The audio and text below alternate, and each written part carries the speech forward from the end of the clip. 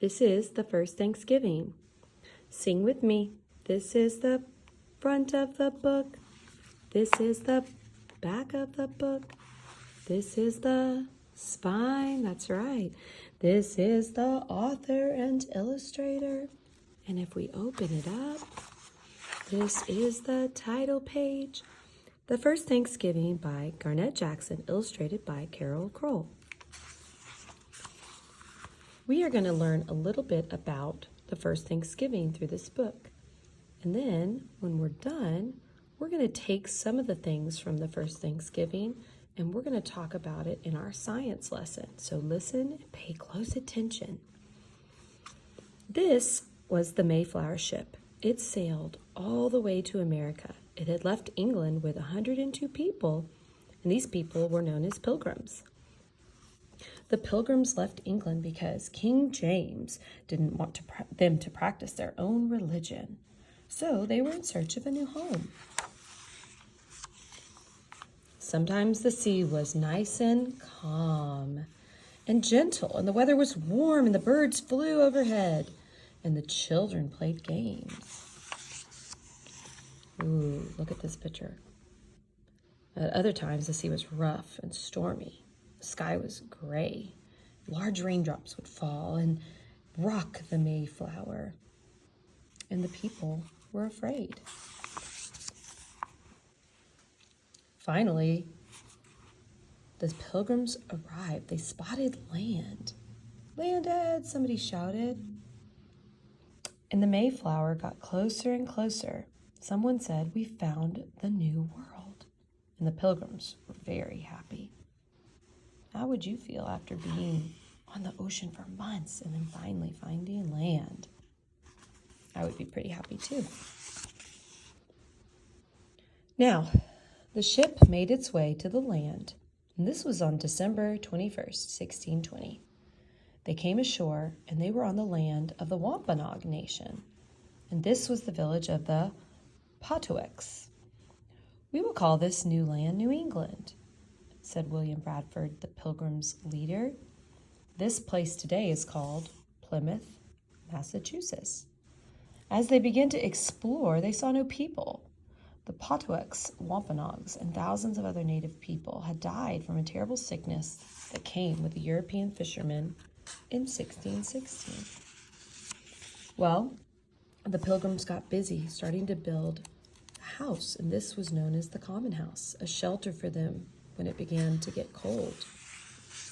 That first winter was really hard on the Pilgrims.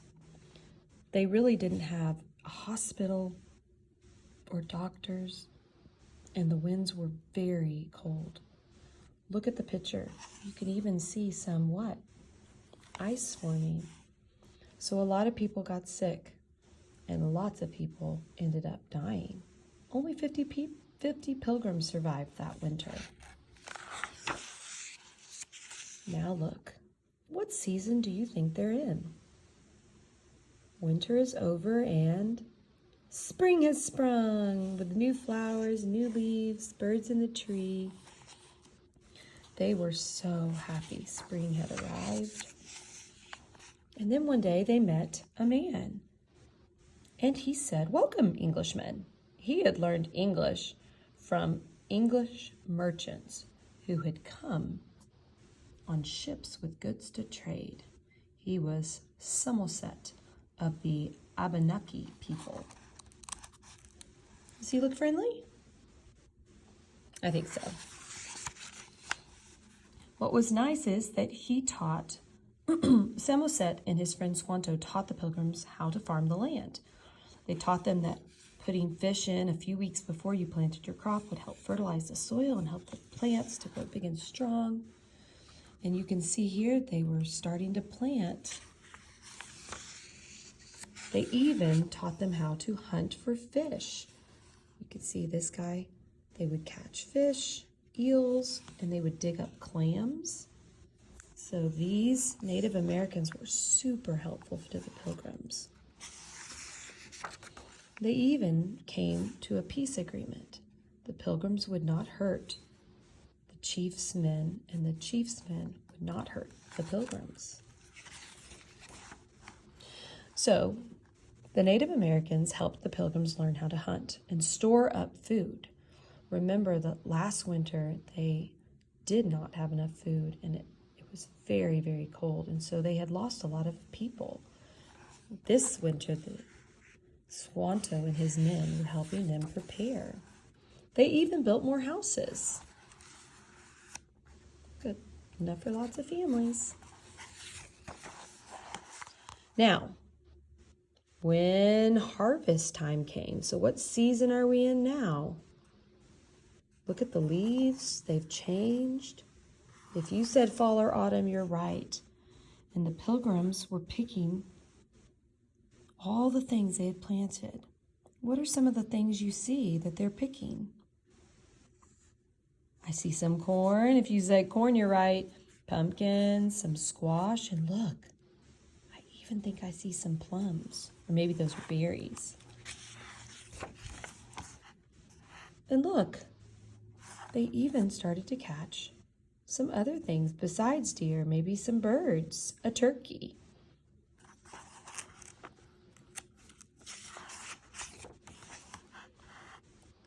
Well, 90 Wampanoags, including the chief, joined the Pilgrims, and the guests brought deer, and they cooked it over a fire, and the Pilgrims had brought all the things they would harvest, and they sat down for a feast. Look at some of the wonderful things they're eating. I bet you recognize some of these things.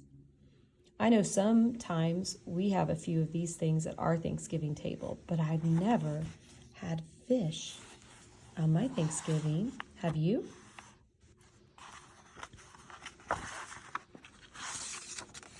And here's where our story ends. For 3 days, the Pilgrims came together and they celebrated. They would eat, they would dance, and they would play games. The feast was later called the first Thanksgiving by President Abraham Lincoln. In 1863, he proclaimed the fourth Thursday of November official Thanksgiving Day in America. So we get together because of the Wampanoags and the Pilgrims getting together and feasting.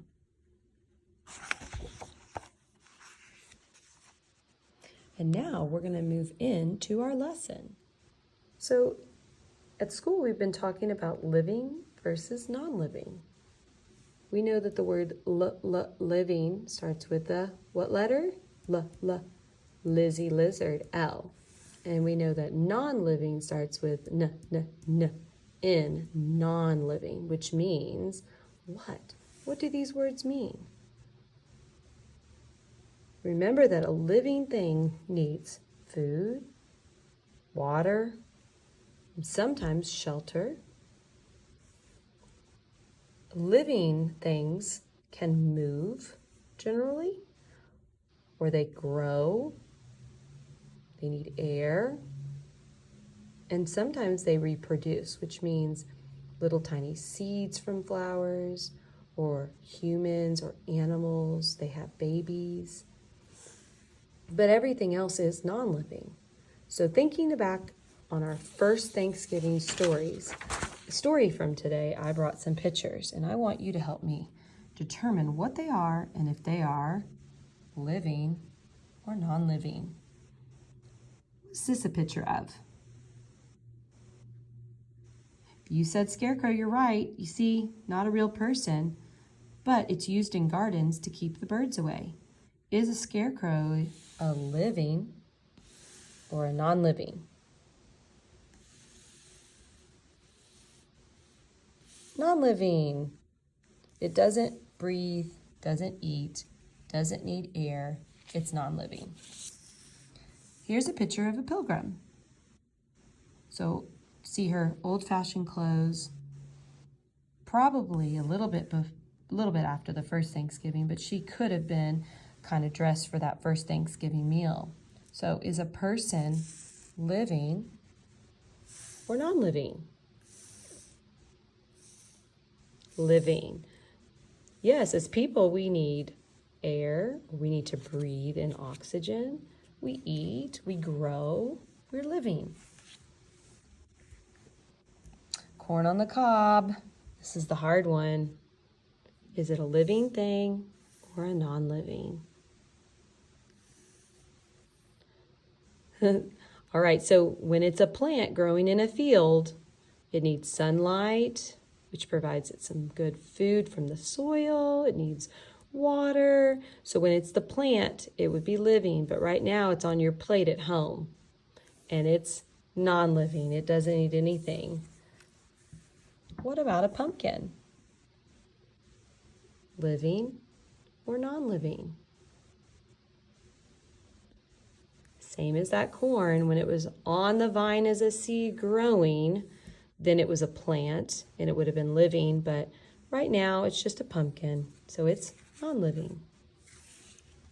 Or you can put it in the middle if you're confused, right? Here's a crow. Does a crow need food? Does a crow grow? Does a crow need air? Is it living or non-living? Living. I hope you said living. What about our Thanksgiving table? Like pilgrims and the Native Americans had that first Thanksgiving. Are the things on a table living or non-living? If you said non-living, you got it. I do know I saw some little plants, flowers and stuff. So when they were growing, they definitely were living. And maybe they're still alive. They still look healthy. But most of the things on the table are plates, silverware, these little pumpkins, glasses, non-living. At the first Thanksgiving, they had some fish. Well, let's see. A fish swims. It breathes the way it does underwater. It definitely needs food. So is it living or non-living?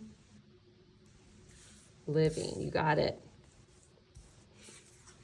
How about some pumpkin pie? Living or non-living? Non-living. I want some now, but not a living thing. There was also deer meat at the first Thanksgiving. Was the deer living or non-living? Does it need air? Does it need food? Does it move and grow? If it does, then it's living. Okay, I want you to shout this one out. You should know this one. Look at this. This is a turkey, but it is a float at a parade. So is the turkey that's part of the float living? Does it grow? Does it need food and air in order to live? Or is it non-living, just a fun thing? Non-living, you could shout it. All right, the Mayflower was also part of our first Thanksgiving. Was a ship something that's living or something that's non-living? Non-living, very good. Yep, it doesn't eat, it doesn't breathe. Our last one. This is my favorite thing at Thanksgiving. Although this guy doesn't look like he's ready to be on our tables, this is a turkey. And he's walking around and he's moving and he's very big, so he must have grown. I bet he needs food, so is he living or non? He is living. Thank you, boys and girls, for joining me for our fun living, non-living activity. Now I have a really fun science experiment that is going to involve one of these guys. Hey boys and girls, we are so sad that you are not at school today, but we are glad that you're home, and I had a really fun thing that we were going to do today, and so I wanted to show you. This is our little turkey guy, big guy, and I have filled the bag up half or 1/4 of the way with water, and we are going to see if we can make this turkey blow up. So we're going to put these little tablets into our bag. They're Alka-Seltzer tablets. And I'm going to hold them because I don't want them to connect with the water until I've sealed the bag really tight. So this is something that you can do at home if you want a fun activity with your mom today or dad. Okay, I've sealed the bag. I'm going to let my tablets drop, and then we're going to see what the reaction is when the tablets hit the water. Are you ready? All right, here we go, Miss Ioana. Let's see what happens to our turkey.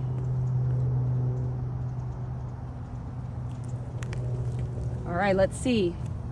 If I touch the bag, I think my turkey's filling up. What is filling the bag right now, kids? What do you think? You think it's more water? No, you think it's air? Okay, let's see if he blows. Look how big he is. That bag may not be able to pop open, but look how big he is. He is totally full of air. All right, so if you come to school on Thursday, we're gonna do this in person so you can see how big our turkey gets. But before I let you go, should we pop him? All right, here we go.